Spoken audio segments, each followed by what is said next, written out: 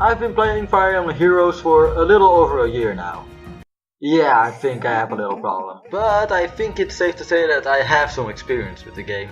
The user base for this game still keeps growing, and some of my friends have even started playing recently. And while there already are some starter guides on this game, most of them are pretty outdated. But before we start, I think I should say that I'm not here to explain the basics of the game or talk about battle strategies. That's what tactic drills are for. This is the video aimed at one mode in particular, but it's more to push newer players into the right direction. As such, some of the things I'll say here might already be pretty clear to you. Nonetheless, I think these 5 tips are pretty useful and might save you some sweat and tears down the line. With all that cleared up, I think we're ready. Let's begin!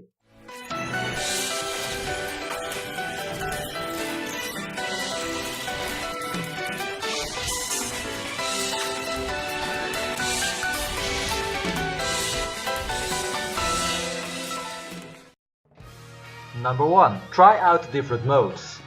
This is probably the vaguest and most obvious tip on the list, but it's also one of the most important. Literally every mode in the game hands out rewards for beating them. Just by playing both arenas at least once a week, you get rewarded with orbs and feathers. By playing the Blessed Gardens maps, you can get up to 5 orbs on some maps. And don't forget that half of these modes are seasonal.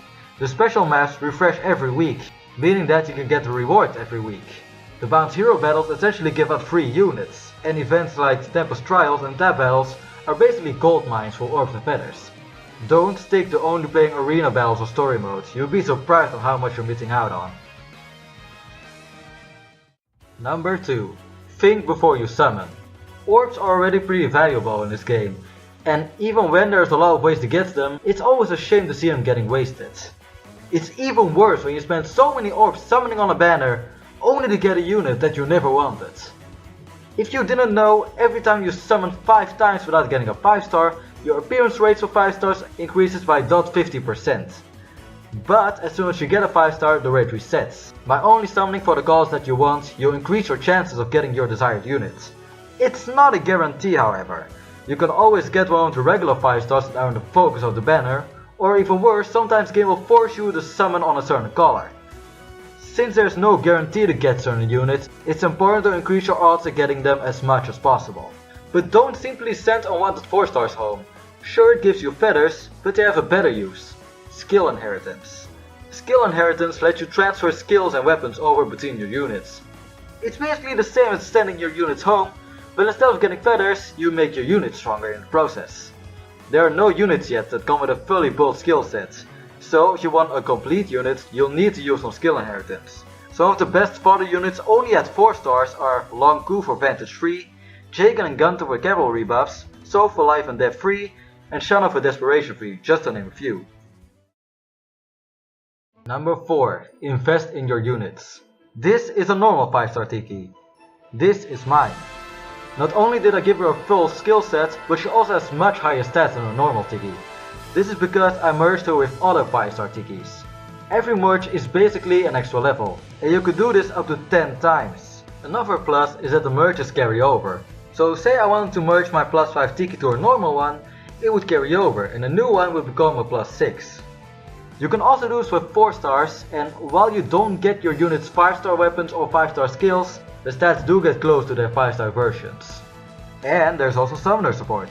You can only use it on one unit, but you can change it at any time, at the cost of your progress getting deleted afterwards.